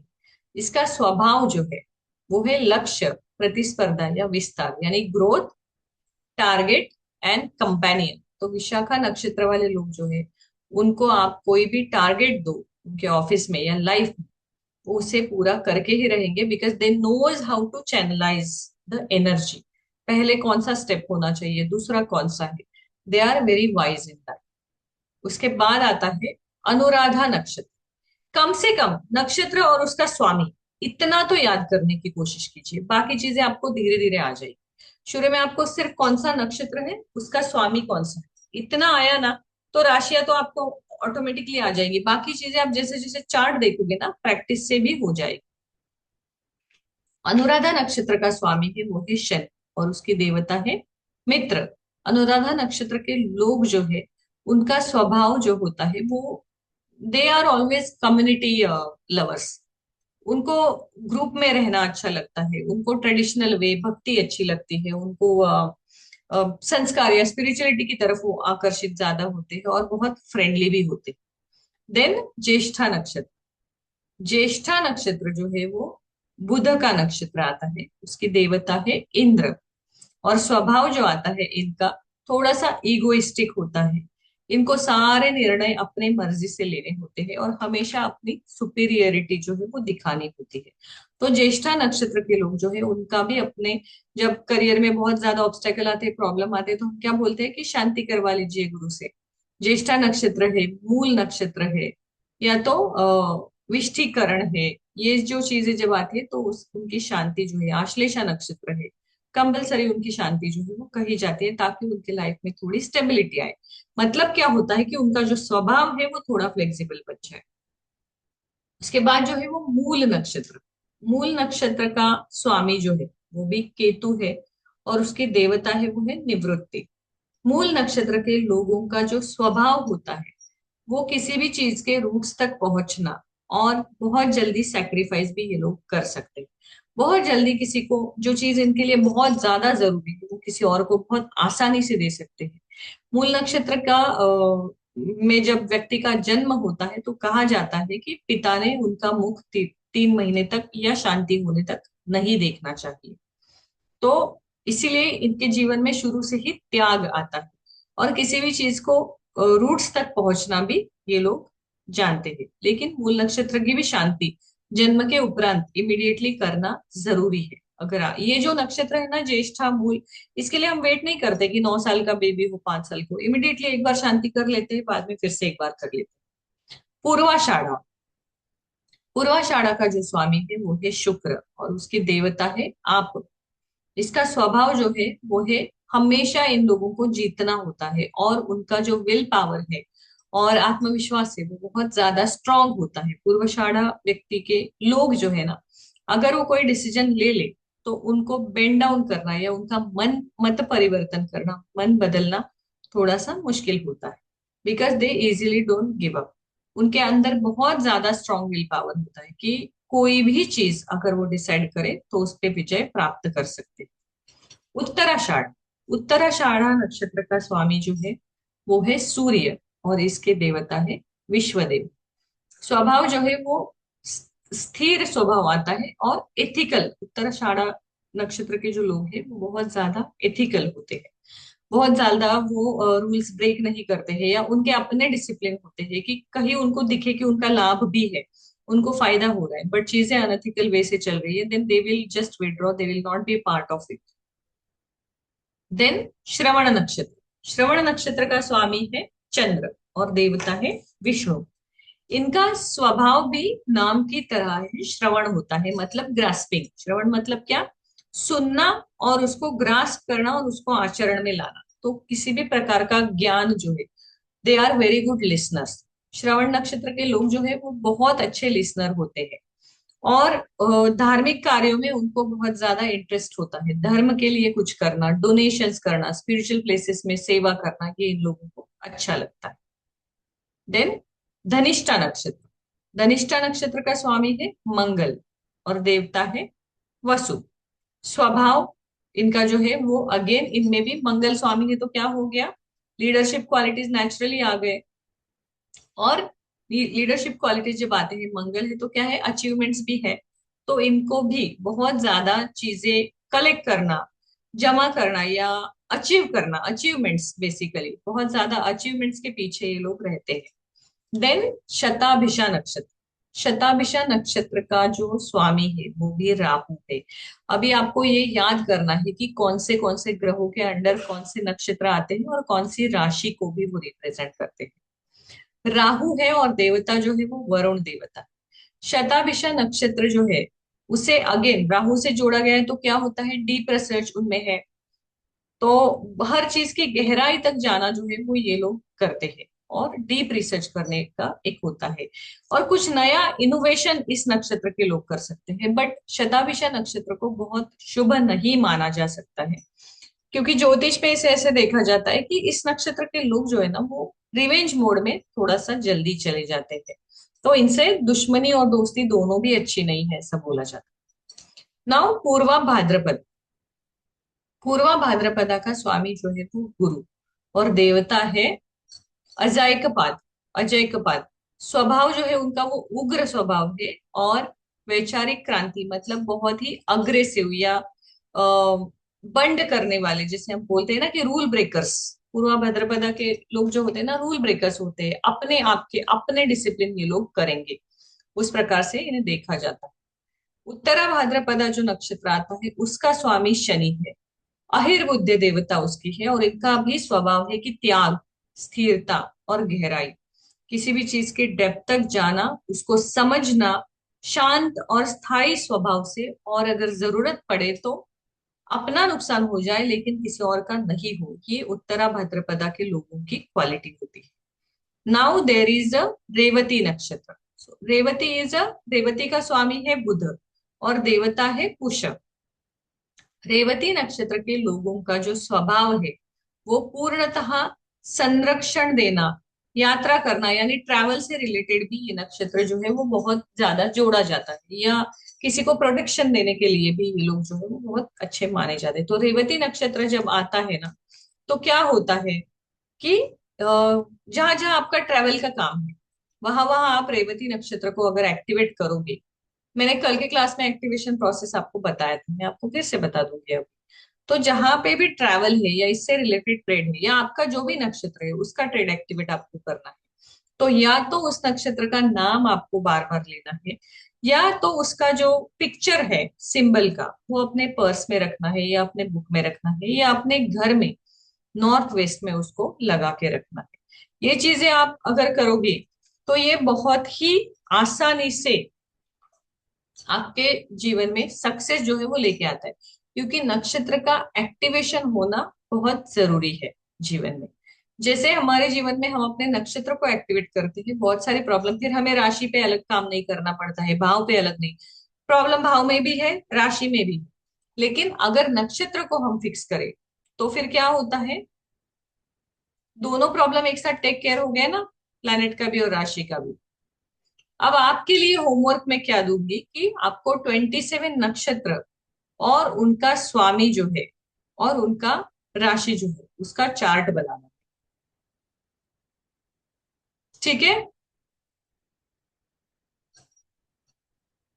ठीक है। आप लोग हो ओके। ठीक है। हाँ, कि आप दोनों भी हो नहीं हो पता नहीं चल रही नहीं मैम, नक्षत्र का। हाँ हाँ बोलिए। मैम, अभी आपने जो पूरा नॉर्थ वेस्ट में लगाना है इसको, तो हम्म। रेवती का ही नॉर्थ वेस्ट में लगाना है कि जो कोई भी? नहीं, आपका स्वाति है ना, तो आप स्वाति नक्षत्र का लगाएंगे जो अच्छा, आपका चंद्र नहीं नक्षत्र हो। मीन्स नॉर्थ वेस्ट में ही लगाना है जो भी लगाना नॉर्थ ईस्ट। है। No sorry, north east. North ठीक है, ईस्ट। ठीक है। नॉर्थ ईस्ट में आप उसको लगा सकते हैं। और आपको कौन से दो नक्षत्र पे सबसे ज्यादा फोकस करना है? हम्म, कौन चंद्र से? एक तो नक्षत्र। जन्म नक्षत्र, और आपके महादशा स्वामी का नक्षत्र। महादशा स्वामी का। ओके, क्योंकि ठीक है। आपका जन्म नक्षत्र कोई भी हो, लेकिन इस समय करंट ट्रांजिट में जो भी आपका महादशा स्वामी है वो हम्म, आपको सडन ग्रोथ या अपने प्रॉब्लम से बचाने के लिए सबसे ज्यादा सक्षम है, because he is the in-charge of for that particular years. तो हम्म, महादशा स्वामी का जो नक्षत्र है उसका जाप भी अगर आप करोगे तो भी उसका अच्छा रिजल्ट आता है। ठीक है। नक्षत्र जो है उसे कर्मों से जोड़ा जाता है कि हमारे जो भी पूर्व कर्म है उसके अनुसार ही हमें एक पर्टिकुलर एसेंडेंट में, पर्टिकुलर मून साइन में, पर्टिकुलर नक्षत्र में जन्म मिलता है, बिकॉज वी पिक दैट कि मुझे ये चीजें जो है वो मैंने पहले की थी, लेकिन अब मुझे इससे छुटकारा चाहिए। अब नक्षत्र पे बेस हमें जब कोई भी चीज फिक्स करनी है तो कैसी करनी है? हर नक्षत्र की जो महादशा आती है, जो भी महादशा स्वामी है उसका जो नक्षत्र है, तो उन दोनों से रिलेटेड डोनेशन आपको करना है, उससे रिलेटेड मंत्र जाप करना है, और उससे रिलेटेड जितना ज्यादा हो सके चैंटिंग करना है। तो मान लीजिए कि किसी का, आप दोनों में से अभी आपकी कौन सी महादशा चल रही है? दोनों की भी बुध की। बुध की चल रही है। मैम और मरकरी वही सेम। एकता जी आपकी कौन सी चल रही है? मरकरी की। मर्क्यूरी की चल रही है। हम्म, बुध राहु के नक्षत्र आप में है दोनों मेरे। की वही आ गई ना, मर्क्यूरी की और बुध की। तो मैम मरकरी मतलब कि हमारा जो मरकरी जोन से नक्षत्र में है, हमें उसका मंत्र जाप करना है। हाँ, मर्क्यूरी और जो है आपका, तो मर्क्यूरी का अभी महादशा आपकी चल रही है, तो वो जो नक्षत्र है उसका जाप करना है, और आपके चंद्र नक्षत्र का। तो पहले आप प्रायोरिटी पे क्या करोगे? जो महादशा स्वामी है उसको एक्टिवेट करोगे, क्योंकि वो फल देने के लिए अभी रेडी है। हम्म, मर्क्यूरी मेरे बुध राहु के नक्षत्र में है। राहु के नक्षत्र में, तो आपको उस नक्षत्र का जाप करना, मतलब इनका राहु जैसे का। राम। मतलब उसको एक्टिवेट करना है। क्यों? क्योंकि अभी करंट समय में आपको कौन क्या देगा वो ज्यादा जरूरी है ना, वो कितना भी दे। मान लीजिए कि आपको ज्योतिष में बहुत बार बताया जाता है कि आपका X Y Z planet, let say Mercury, उतना सक्षम नहीं है, डेबिलिटेड है, या वो पावरफुल नहीं है, लेकिन अभी अगर वो महादशा स्वामी है तो वो इंचार्ज है, तो जो भी उसकी कैपेसिटी है उतना ज्यादा अच्छा फल वो आपको दे सकता है। और नक्षत्र को हम कैसे जोड़ते हैं? चरण से देखते हैं ना, चार चरण जो होते हैं उस प्रकार से हम उसे राशियों से जोड़ते हैं, जिसके डिटेल नोट्स मैंने दिए हैं। क्योंकि वो अगर टॉपिक लेंगे तो उसके 27 डेज हो जाएंगे, तो उसका प्रॉपर डिटेल मैंने दिया है, आपको बस उसको पढ़ना है और कुछ नहीं करना है। अब हम देखते हैं कि हर नक्षत्र के स्वामी की जो महादशा के परिणाम आते हैं तो वो कैसे होते हैं। चंद्र आपका कैसा है, मजबूत है या नहीं है, या चंद्र पीड़ित है? अब मुझे पहले बताइए, हमें जब चंद्र नक्षत्र देखना है तो चंद्र की स्थिति पहले देखनी पड़ेगी। तो चंद्र की स्थिति को हम कैसे अनुमान लगाएंगे? उसकी डिग्री देख के, सिक्स और ट्वेल्व में से दूसरा नहीं है। 6, 8, 12 में नहीं है, डिग्रीज डेबिलिटी। देखने हैं। और डेबिलिटी की। कृष्ण पक्ष शुक्ल पक्ष में हाँ, कब है। यस, डेबिलिटेड नहीं है, पाप ग्रह की दृष्टि नहीं है या पाप ग्रह के साथ नहीं, शनि के आगे या पीछे नहीं। चंद्र के आगे पीछे, जैसे शनि के आगे पीछे अगर चंद्र है तो मुश्किलें बढ़ती है, लेकिन एक बेसिक रूल पराशरी में होता है, अगर आपका चंद्र किसी भाव में है और उसके आगे और पीछे के भाव में कोई भी प्लेनेट नहीं है, तो उस व्यक्ति का कॉन्फिडेंस लेवल जो है वो बहुत कम रहता है और वो कोई डिसीजन बहुत स्ट्रांगली नहीं ले सकते। बिकॉज जब हम डरे हुए होते हैं, हमारी अवस्था कैसे होती है, मदर के वूम में हम जैसे वैसे कि हमें एक प्रोटेक्शन चाहिए होता है, उसी प्रकार से जहां पे भी आपका चंद्र है ना, उसके दोनों तरफ या एक तरफ अगर कोई भी प्लेनेट है, then your moon feels protected, तो उतने ज्यादा प्रॉब्लम नहीं आते। लेकिन अगर आपका मून अकेले बैठा है और उसके आगे और पीछे कोई भी प्लेनेट नहीं है, तो फिर आपको मून के रेमेडी बहुत ज्यादा करने पड़ते हैं, बिकॉज आपका मन बहुत वीक होता है, बहुत जल्दी डर लगता है, या बहुत आप बहुत डिसीजन नहीं ले पाते हो। जैसे कल मेरे पास जो कुंडली आई थी, उसमें जो व्यक्ति थे, उनका अपॉइंटमेंट 3 बार रिस्केड्यूल हो चुका था। कभी मेरा ट्रैवल था, कभी उनकी तरफ से हुआ था, तो कल फाइनली उनका अपॉइंटमेंट हुआ था। और उनको बहुत ज्यादा हेल्थ इश्यूज है, and very young person, 32 years old. बहुत ज्यादा हेल्थ इश्यूज है, बहुत फियर फैक्टर है। उनका जो मून है वो शनि के साथ बैठा, तो वो जो युति बनती है वो एक अननोन डर या इनसिक्योरिटी देती है। और आगे पीछे दूसरा कोई भी प्लेनेट नहीं था, आगे के घर में या पीछे के घर में। उनकी अगर आप कुंडली देखो ना, तो वो एक प्रॉब्लम छोड़ के कोई भी प्रॉब्लम उस कुंडली में नहीं था। उनकी अपनी प्रॉपर्टी अच्छी थी, पेरेंट्स की प्रॉपर्टी अच्छी थी, अगर वो काम नहीं करेंगे तो भी लाइफ टाइम नहीं कमाना पड़ेगा। इतना अच्छा उनका बिजनेस, फैक्ट्री वगैरह उनके पेरेंट्स ने करके रखा था। उनका घर भी बहुत बड़ा, मतलब जीवन में ऐसी कोई समस्या नहीं कि मुझे ये अचीव करना है। बट फिर भी वो कोई चीज कर नहीं पा रहे थे, इस एज में जाके भी वो कोई डिसीजन नहीं ले पा रहे थे क्या करना है। और उन्होंने कहा मुझे एक प्रोजेक्ट भी अगर ऑफिस में सिलेक्ट करना है ना, तो भी मुझे डर लगता है। डायरेक्टर लेवल पे है वो, लेकिन वो बोले मुझे एक प्रोजेक्ट भी चेंज हो गया तो डर लगता है कि अरे मैं कर भी पाऊंगी कि नहीं, तो मैं बहुत बार सोचता हूँ कि मैं जॉब ही छोड़ दूं। इस लेवल पे उनकी इनसिक्योरिटी है कि अगर प्रोजेक्ट चेंज हो रहा है तो इससे अच्छा मैं जॉब छोड़ के घर पे बैठ जाऊं। This is highest level of insecurity. तो चंद्र का मजबूत होना बहुत जरूरी है। चंद्र का हमारे जीवन में स्ट्रांग होना बहुत जरूरी है। अगर आपका चंद्र स्ट्रांग नहीं है तो बहुत ज्यादा माइंड डिस्टर्ब रहता है, क्लटर्ड रहता है, बहुत ज्यादा उसमें इनसिक्योरिटीज भरे रहते हैं, टेंशन स्ट्रेस रहता है, क्योंकि मन से रिलेटेड जितने भी विकार है वो सारे वहां आ जाते हैं। 6 8 12 में अगर चंद्र है तो बहुत ज्यादा स्ट्रेसफुल लाइफ रहता है। ऐसे लोगों का अगर मंगल अच्छा है तो वो उससे बाहर निकल सकते हैं, अदरवाइज उनकी सिचुएशन बहुत खराब हो जाती है। अब जैसे बीच में मैंने 2 चार्ट देखे जो एक जैसे थे, दोनों भी मून हाईएस्ट डिग्री का था, और दोनों में भी जो था स्ट्रेस लेवल हाईएस्ट लेवल का था, बहुत ज्यादा प्रॉब्लम्स थे उन दोनों में। लेकिन दोनों में से एक का मार्स डेबिलिटेड था और दूसरा का मार्स एक्सॉल्टेड था। तो जिसका मार्स एक्सॉल्टेड था उसके प्रॉब्लम पहले चार्ट वाले से ज्यादा थी, लेकिन उनको हैंडल करने की क्षमता इतनी अच्छी थी कि उतने प्रॉब्लम में भी वो स्ट्रेस लेवल को उतना फील नहीं कर रहे थे। और जो दूसरा चार्ट था जहां पे मार्स 12th हाउस में डेबिलिटेड होके बैठा था जल तत्व की राशि में, वहां पे उनका सारा लाइफ परफेक्ट था, लेकिन चंद्र हाईएस्ट डिग्री और 5th में आया था और पूरे उनकी मानसिक स्थिति जो थी वो बिगड़ गई थी। तो जो चीज उनको खुद को भी पता है कि इस जीवन में कभी नहीं मिलेगी, उन्होंने उसके ही पीछे अपना पूरा जीवन लगा दिया है और सारी वेल्थ और फैमिली लाइफ और सब कुछ डिस्टर्ब करके रखा है। ऐसा चंद्र हमें वो इनसिक्योरिटी और वो चेसिंग देता है ना, कि जो चीज हमें कभी मिलेगी ही नहीं उसी के पीछे दौड़ाता है। और मंगल जब आपका पराक्रमी नहीं है, तो आप कितना भी भागो आपको मिलने तो वाला है नहीं, लेकिन वो एक्सेप्टेंस नहीं आता। इसलिए आपका चंद्र जो है वो आपकी मानसिक स्थिति दिखाता है, लेकिन उस स्थिति से बाहर निकालने के लिए आपका जो स्ट्रॉन्ग नेचर है वो आपका मंगल या कर्म का स्वामी जो है शनि, दोनों में से एक प्लैनेट स्ट्रांग होना बहुत जरूरी है। इसका कारण है जुपिटर भाग्य का कारक है, शनि कर्म का कारक है, और मंगल पराक्रम का कारक है। ये तीनों में से एक भी प्लैनेट अगर आपका अच्छा है तो ही आप कुछ कर पाओगे, अदरवाइज आपका मून आपको बहुत ज्यादा प्रॉब्लम देता है। अब मान लीजिए कि जुपिटर, मून इज डेबिलिटेड, पूरे मन की पूरी वाट लग गई है, बहुत सारे प्रॉब्लम है, स्ट्रेस लेवल है, चारों तरफ से प्रॉब्लम।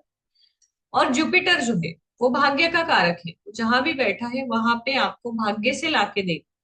लेकिन अगर आपका शनि अच्छा नहीं तो कर्म से आपको कुछ नहीं मिलेगा। और जब तक आप कर्म नहीं करते हो, भाग्य के भरोसे आप कितना जियोगे। भाग्य मतलब क्या है कि पेरेंट्स का प्रॉपर्टी अच्छा है, पेरेंट्स का नाम अच्छा है, बहुत सारे गिफ्ट है, सब कुछ है, आपके पास लग्जरियस कार है, ये आपका भाग्य है।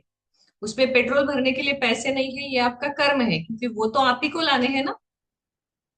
वो थोड़ी आप 40-50 साल में पेरेंट्स से मांगते बैठोगे। तो जब आपका कर्म साथ नहीं देता है तो भाग्य अच्छा होके भी कुछ नहीं है। इसलिए आपका मंगल या शनि कलयुग में स्ट्रांग होना बहुत जरूरी है, ताकि आप इमोशनल प्रॉब्लम से सस्टेन कर पाओ और उससे बाहर निकल आओ। अदरवाइज इमोशनल प्रॉब्लम से डील करके नैराश्य आना, डिप्रेशन आना, डिप्रेशन इशू आजकल आप देखते हो बहुत सारे लोगों को बहुत ज्यादा है। डिप्रेशन इशू के जितने भी आपके पास केसेस आए ना, try to analyse their Mars, Saturn and moon, ये तीन ही प्लेनेट आपको देखने हैं। उसी में आपको पता चलेगा कि इनका डिप्रेशन तो है, लेकिन ये इससे बाहर निकलेंगे या इनकी एंजाइटी बढ़ जाएगी। तो किसी भी चीज को एनालाइज करते हुए दो तीन डिफरेंट डिफरेंट प्लैनेट जो है, और स्पेशली जो लॉन्ग रन के प्लैनेट है, जैसे हम हमेशा बोलते हैं राहु शनि और गुरु, इनका प्रभाव देखना है। और मंगल भी है उसका, क्योंकि वो पराक्रम का स्वामी है। अगर आप कुछ करोगे ही नहीं तो आपको मिलेगा कैसे? भाग्य तो आपको उतना ही देगा जितना आप लिख के लाए हो, लेकिन अभी तो भी तो आपको कमाना है। उसका क्या? तो उसके लिए आपका मंगल भी अच्छा होना जरूरी है। नहीं है तो उसको उच्च का कैसे करना है, उसके क्या रेमेडीज करना है, ये आपके समझ में आना जरूरी है। क्योंकि चंद्र जो है, अभी आप करंट देखिए, करंट आई विल से कि आप अभी के जो चार्ट है ना जेंजी लोगों के, उनके चार्ट्स देखिए, उसमें आपको मून से रिलेटेड प्रॉब्लम बहुत ज्यादा दिखेगी। और मंगल उनका मैक्सिमम टाइम नीच का होता है, राहु अच्छा रहता है। जेंजी के मैंने देखे हुए चार्ट है, 80% चार्ट्स में राहु बहुत प्रबल होता है, अच्छा होता है।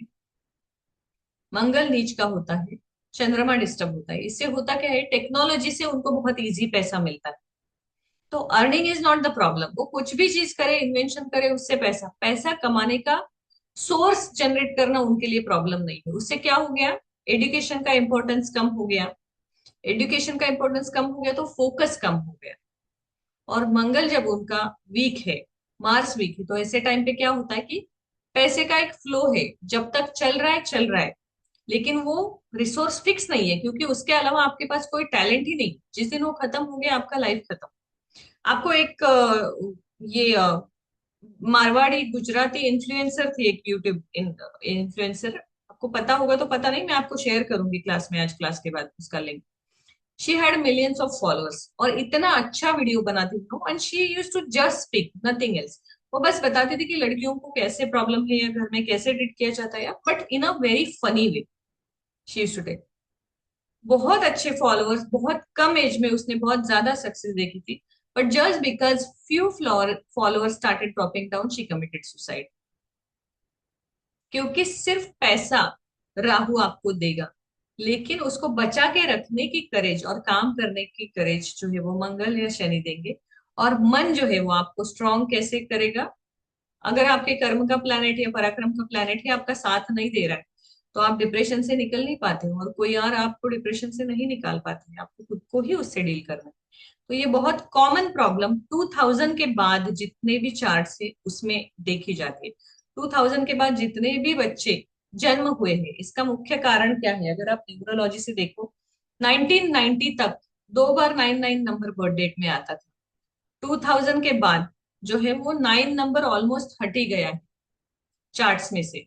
तो उसका वाइब्रेशन कम हो गया। वैदिक न्यूमरोलॉजी से भी आप उसको देखो, और फिर उसी समय राहु का प्रभाव बढ़ गया है, क्योंकि उसके नक्षत्र का इन्फ्लुएंस बढ़ गया। तो लोगों को आसान लाइफ चाहिए, इजी मनी चाहिए, बट वो नहीं टिकेगा तो सिचुएशन कैसे हैंडल करें, वो मुश्किल है।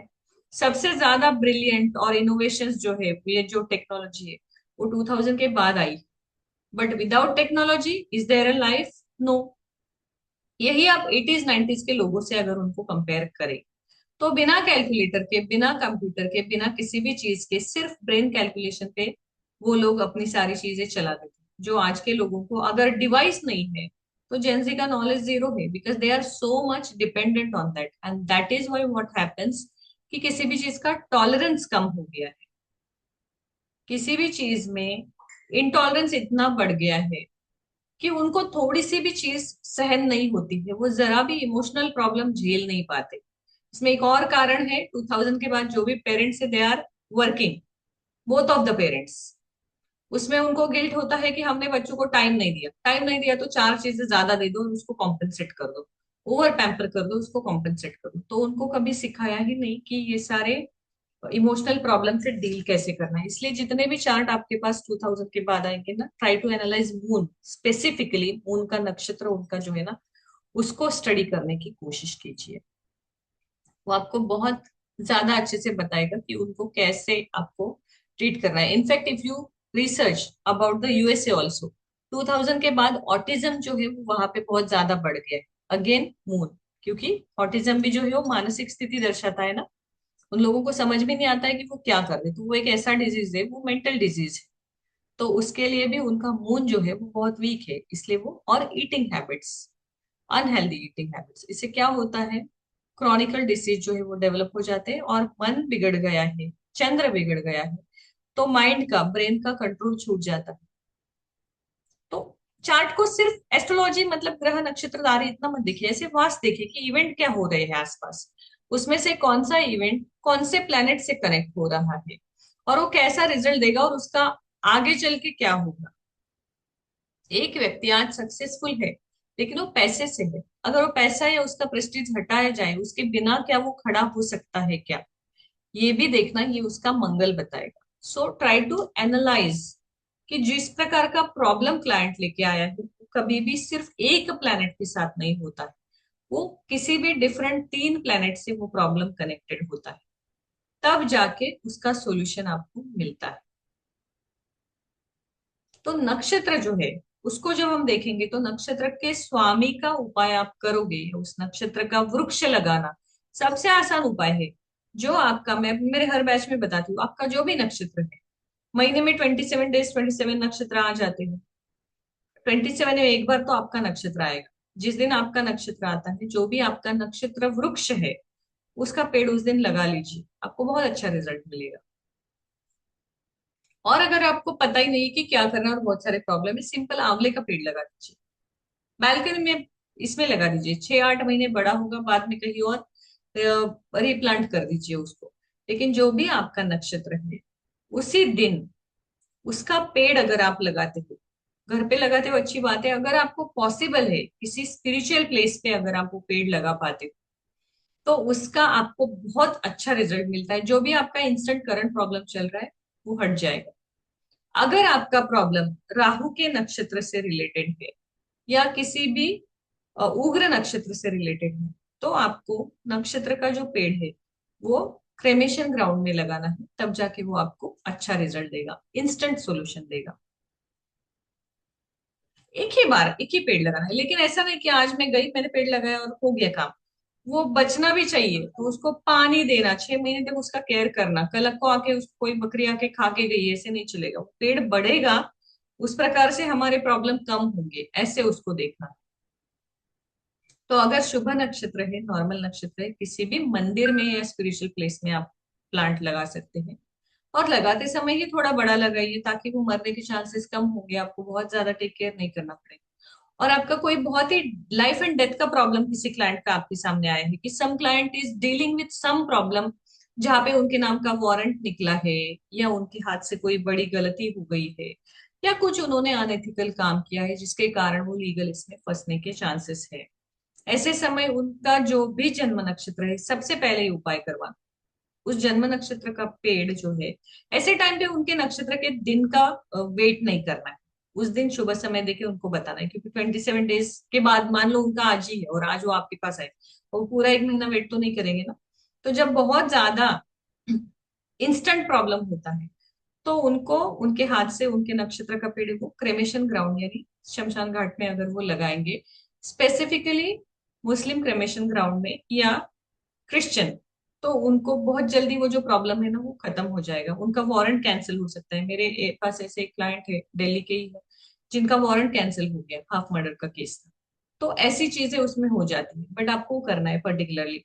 हिंदू क्रमेशन ग्राउंड मैंने क्यों नहीं कहा, because we have a process of Agni sanskar. जब हम अग्नि संस्कार करते हैं, तो उस समय कुछ चीजें बदल जाती हैं, और जब हम अग्नि संस्कार नहीं करते हैं, दफनाते हैं, तो वो लोग सोल लेवल पे चले जाते हैं, तो वहां से सॉल्यूशन हमें बहुत जल्दी आता है। इसलिए ये रेमेडी जो है ना, ये जनरलाइज आप दे, और आप दोनों भी, आपका जो भी नक्षत्र पेड़ है, आपने कभी लगाया है इसके पहले? आपके जन्म नक्षत्र का पेड़ लगा के देखा है आपने कभी, उसका रिजल्ट कैसा है? मैम नहीं, अभी वैसे लगाया नहीं, बट वो अर्जुन वाला पेड़ है, स्वाति नक्षत्र का ना, राहु का। हम्म। वो नहीं लगाया मैंने है। चंद्र नक्षत्र के पेड़ लगाया नहीं, लेकिन उसकी प्रदक्षिणा करता हूँ। अच्छा। पूर्व भाद्रपदा है ना, तो गुरु हाँ। आम आम का पेड़ आएगा ना। हम्म। उसका आप बॉन्साई भी अपने घर में रख सकते हो, प्रदक्षिणा भी कर सकते हो, या किसी स्पिरिचुअल प्लेस पे वो पेड़ लगा भी सकते हो। तीनों तरीके से आपको उसका रिजल्ट मिलेगा अच्छे से। तो मैम घर पे लगा सकते हैं कि घर पे कहीं? लगा सकते हैं, लेकिन एक समय के बाद, आपका तो ग्राउंड फ्लोर पे घर है ना, आप तो लगा सकती है। बट हाँ, मैम मीन दरवाजे के बाहर ही लगेगा, मीन अंदर नहीं लग सकता ना लगा उसमें। सकते हैं। आपके लिए अच्छा। ज्यादा अच्छा है ना कि बाहर जगह है आपके पास, हम्म। वहां आप लगा सकते हैं। और क्लाइंट भी कोई आएगा ना, अगर उनका बहुत ही इंटेंसिटी से प्रॉब्लम है, पहले नक्षत्र पेड़ लगाइए, और उसी नक्षत्र की जो ये होती है ना, स्किन खाल हम जिसे बोलते जी हैं, जी। वो क्लाइंट को पास रखने के लिए दीजिए। उससे भी बहुत अच्छा रिजल्ट आता है। जैसे कि जुपिटर का नक्षत्र है, तो उसमें बनाना ट्री भी है, वो भी बहुत अच्छा काम करता है।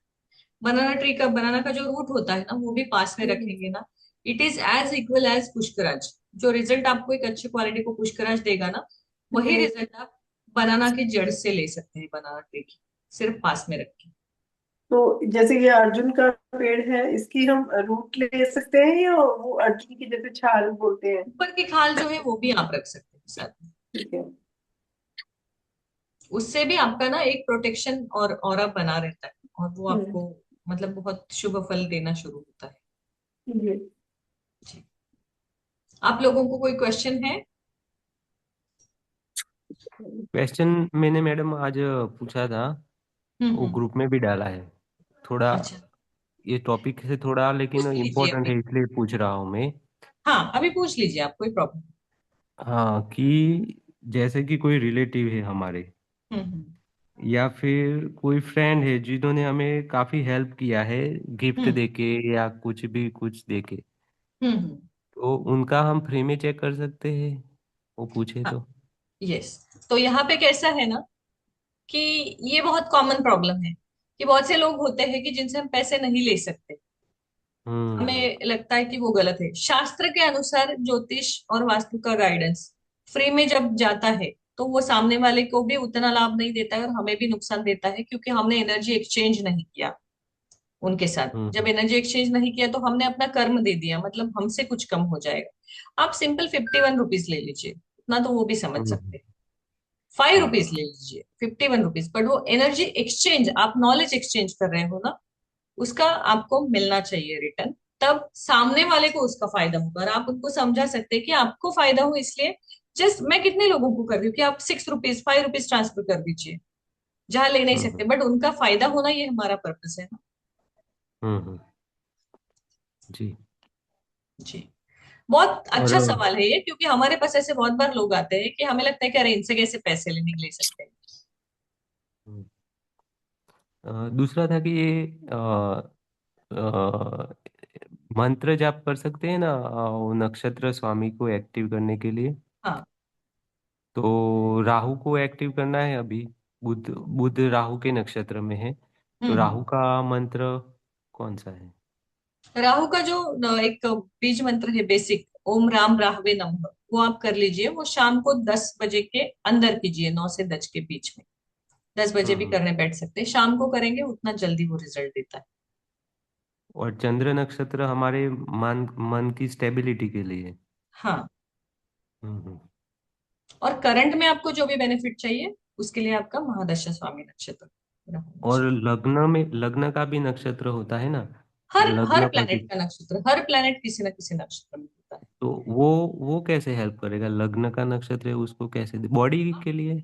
हाँ, आप उसको भी एक्टिवेट कर सकते हैं, क्योंकि बिना लग्नेश के तो कुंडली में पावर ही नहीं है ना, वो कहीं पे भी बैठे, नहीं, कंट्रोल तो वही लग्न करे। नहीं, लग्न भी कुछ डिग्री पे होता है, तो लग्न में, हाँ, लग्न का वो कैसे देखते?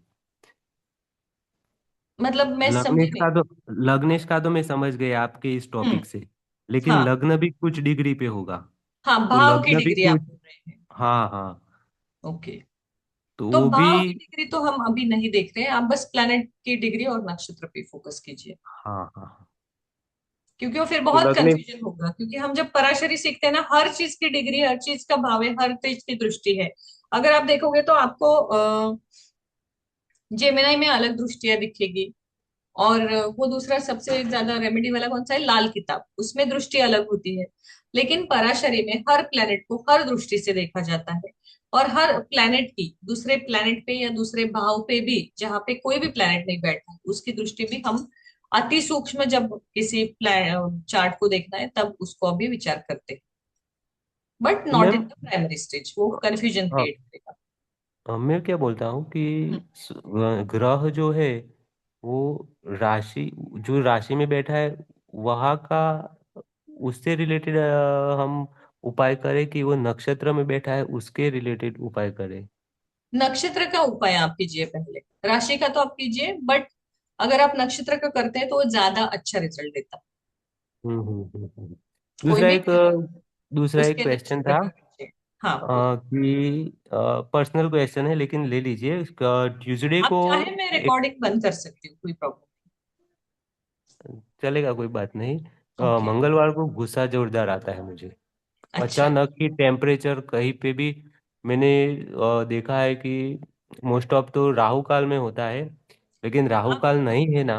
तो भी मैं राहु काल टाल दूं ना तो शाम को आ जाएगा गुस्सा या फिर सुबह ही आ जाए। हम्म। लेकिन मंगलवार को है ना एकदम एग्रेसिव हो जाता हूँ। आप 2 मिनट के अपना चार्ट लगा दीजिए, देखते हैं। स्क्रीन पे सिर्फ वो चार्ट। 12 घरों का लगा दीजिए, बाकी डिटेल देने की जरूरत नहीं। लेकिन इसमें तो कैसे डालूं मैं शेयर करूं। हाँ, शेयर कर दीजिए।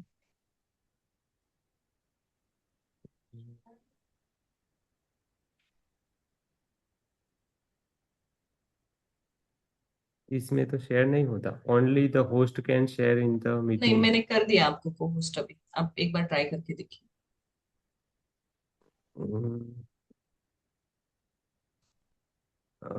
Photo document.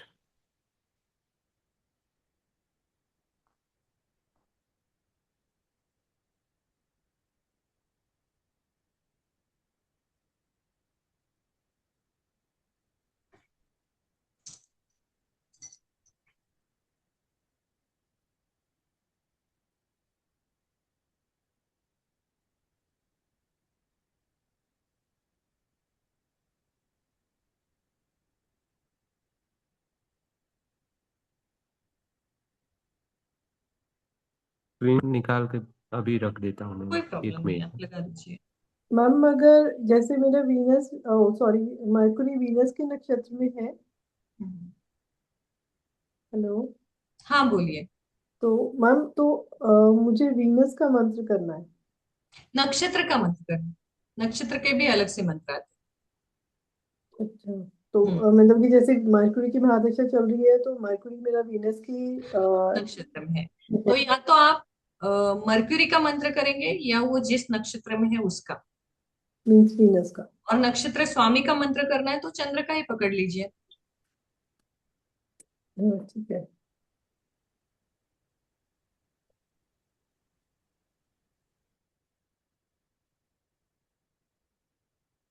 मैं हाँ अभी रिकॉर्डिंग स्टॉप करना हो तो आप कर सकते हैं मैं शेयर जी, कर रहा हूँ। ठीक। वर्गो राशि हो गया था। वर्गो हो गया था, अभी आप बताइए आगे का, फिर थोड़ा सा एक राशि का। ये दो आप बताइए, दो वो बताएंगे। वर्गो के बाद कौन सी आती है? तुला राशि।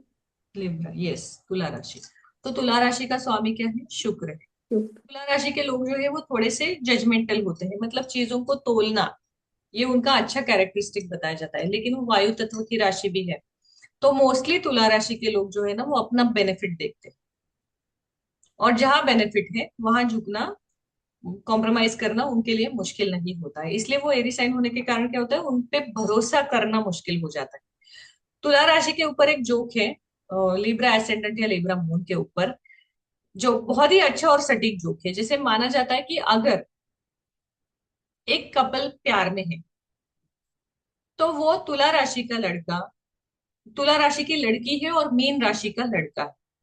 So that girl says I love you, जैसे ही वो आई लव यू बोलते तो मीन राशि मतलब क्या है, फ्लो, बहता पानी है, तो इमोशन में बह जाता है। वो अपने घर जाता है, सबसे बात करता है, शादी के लिए मनवाता है, सबको रिंग बना के आता है, और फिर लड़की से मिलने अगली डेट पे आता है और उसको बोलता है तुमने आई लव यू बोला तो मैंने सबसे बात कर ली है और कुछ ज्यादा प्रॉब्लम है। वो बोलते कि कब, मैंने तो उस दिन बोला था आई लव यू, तो मैं इसका मतलब नहीं कि आज भी तुमसे प्यार करती हूँ। I was loving you in that moment, not for my life time. तो मतलब तुला राशि के लोग जो है ना, वो उस मोमेंट में जीना चाहते हैं, वो जहां पे है वहां खुश रहना चाहते हैं। और अपने करियर के प्रोग्रेस के लिए वो बहुत फ्लेक्सिबल होते हैं। तो अपने बॉस को खुश करना ये उनकी एक अच्छी क्वालिटी है कि वो अपने बॉस को खुश कर सकते हैं। सिंह राशि के लोगों को यहाँ प्रॉब्लम आती है, उनको कोई काम भी बताए तो भी उनको प्रॉब्लम है कि बताया ही, उनका प्रोग्रेस खराब होता है। तो इसीलिए कॉर्पोरेट लाइफ में अगर किसी का लिब्रा साइन है तो वो बहुत ज्यादा सक्सेस जल्दी उनको मिलता है, because they knows how to handle the situation. ये उनका सबसे अच्छा कैरेक्टरिस्टिक है। और वो बहुत बैलेंस भी होते हैं, बहुत ज्यादा वो किसी के ऊपर अन्याय नहीं करते, हर चीज को मेजरमेंट। बट उसमें क्या होता है कि अगर वो किसी को कुछ देते हैं तो उसका रिटर्न भी आना चाहिए, ये भी उनका एक्सपेक्टेशन होता है। जब ये एक्सपेक्टेशन फुलफिल नहीं होता है तो उनको हर्ट होता है, और वो हर्ट होता है तो वो दुखी हो जाते हैं। उसके बाद कौन सी राशि है गौतम जी? स्कॉर्पियो। गौतम जी किसके बाद? चलिए, लिब्रा के बाद तुला के बाद 8 नंबर वृश्चिक।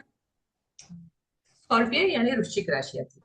वृश्चिक राशि का जो मेन ट्रेड है वो है कि इनका इंट्यूशन पावर बहुत ज्यादा अच्छा रहता है। इनको नेचुरली स्ट्रॉन्ग इंट्यूशन होता है, और ये अध्यात्म से या ज्योतिष से या तांत्रिक विद्या से आसानी से जुड़ सकते हैं। उनको उसमें नेचुरल इंटरेस्ट भी होता है, और ये बहुत अच्छे भी होते हैं, किसी को भी हेल्प करते हैं। बस ये दो राशियां है ना, कैंसर एंड स्कॉर्पियो, दोनों जल तत्व की है। दोनों को भी कभी भी अपने सीक्रेट शेयर नहीं करने हैं। इसका कारण है कि कैंसरियंस, they are over emotional, they share with everybody, तो वो सीक्रेट रहेगा ही नहीं। And Scorpions, they are very good at keeping secret. But अगर बाद में 10 साल बाद भी आपकी उनसे दुश्मनी हो गई, then they can use it against you as a revenge, और वो अननेचुरली उनसे हो जाता है। इसलिए वो कितने भी अच्छे एस्ट्रोलॉजर हो या कुछ हो, आपको एक डिस्टेंस मेंटेन करके दोस्ती रखनी है। तो सारी चीजें ये दोनों राशियों से भी आप शेयर नहीं कर सकते।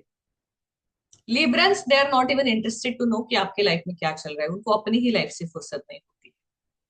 वो अपने ही लाइफ में, और वो अपना खुद का भी बहुत ज्यादा लिब्रन शेयर नहीं करते हैं, लिमिटेड शेयर करते हैं। सो they know how to keep the balance and distance, वो उनकी एक खासियत होती है। उसके बाद जो आती है वो है सेजिटेरियस। सेजिटेरियस यानी धनु राशि, जो गुरु की राशि मानी जाती है और बहुत अच्छी मानी जाती है। लेकिन उसका जो सिंबल है आपने देखा होगा कि एक बाण लिए हुए घोड़े पे बैठा हुआ व्यक्ति है।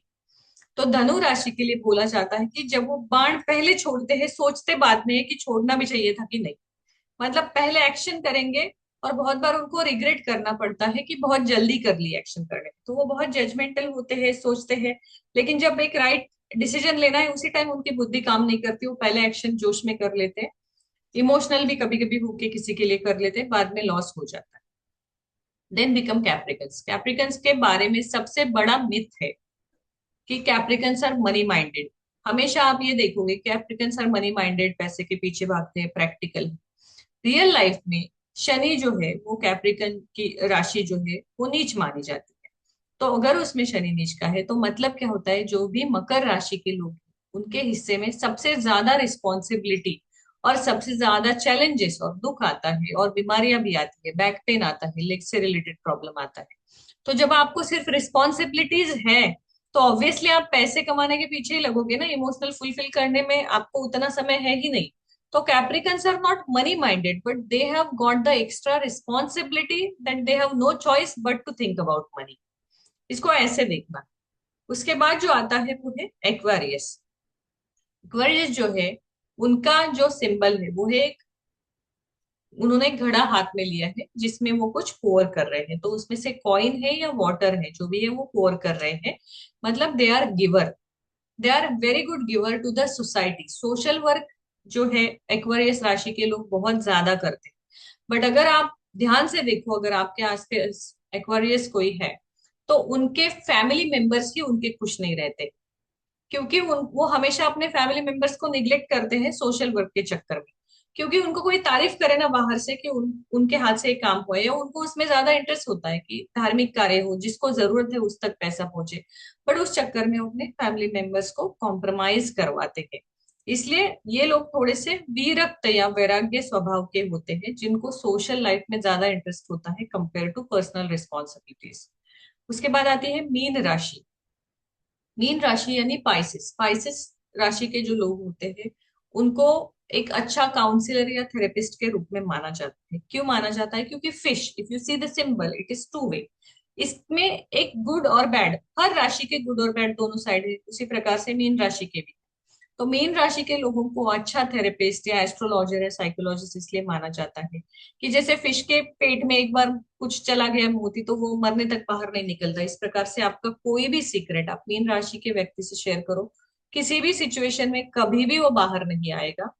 दूसरी चीज है, वो हमेशा अपने आप को दूसरों के शूज में डाल के फिर उनका प्रॉब्लम सॉल्व करने की कोशिश करते हैं। इससे क्या होता है कि आपको एक राइट सॉल्यूशन जल्दी मिलने के चांसेस बढ़ते हैं।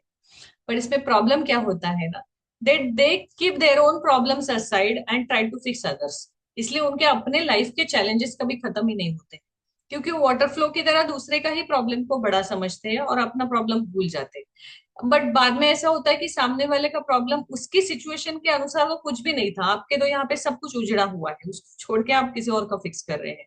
So for Pisces people, it is always wise to fix your oxygen mask first and then go help others. Otherwise, you might die by helping somebody else. तो ये उनके लिए एक एडवाइस है। तो राशियों का ये कल हम ट्रेड्स छोटा देख रहे थे, आप उस कल का रिकॉर्डिंग देखोगे, आपको उसमें समझ में आ जाएगा डिटेल में। अभी नक्षत्र का मैंने आपको होमवर्क दिया है, try to do it. I am gonna put the पोल कि होमवर्क कर भी रहा है कोई या नहीं, कि वो पता चले कि कर भी रहा है कि नहीं। नहीं तो आगे हम चलेंगे, दशा आएंगी, फिर आप पूछोगे दृष्टि क्या होती है, और फिर अभी कोर्स थोड़ा स्मूथली चल रहा है अच्छे से, तो now I don't want to break the chain कि बीच में किसी चीज के लिए रुका है। So try to focus on the homework and timely study. मैंने कुछ तो होमवर्क लास्ट वीक दिया था एस्ट्रोलॉजी का, क्या दिया था? आप म्यूट पे हो एकता जी।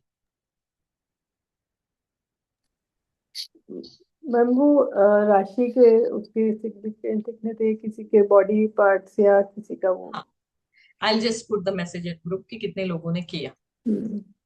And the new homework is, आपको नक्षत्र का जो मैंने आपको आज बोला है उसका रिसर्च, एवरीडे ओनली वन नक्षत्र। मैम ग्रुप में सेंड करना है? Can send it in the group, everyday one नक्षत्र का छोटा सा, बहुत लंबा गूगल से निकालना नहीं है आपको, पूरा मतलब पीसी भर जाएगा 30-40-100 पेजेस एक नक्षत्र। हम्म। जो आपको जरूरी लगता है इंपॉर्टेंट है, उतना आप गूगल से लीजिए या बुक पढ़िए वहां से लीजिए, जो क्लास में रिकॉर्डिंग सुनिए उसमें से लीजिए। एक अपना छोटा पैरा बना के एक नक्षत्र के बारे में डालिए। ठीक है, अभी हम आज यहीं पे रुकते हैं, कल हम हवन के लिए मिलेंगे 9 ठीक है बजे मैम। ठीक है। जी। शुभम भवतु। शुभ। का समय दिया उसके लिए थैंक आभार। यू। Thank you.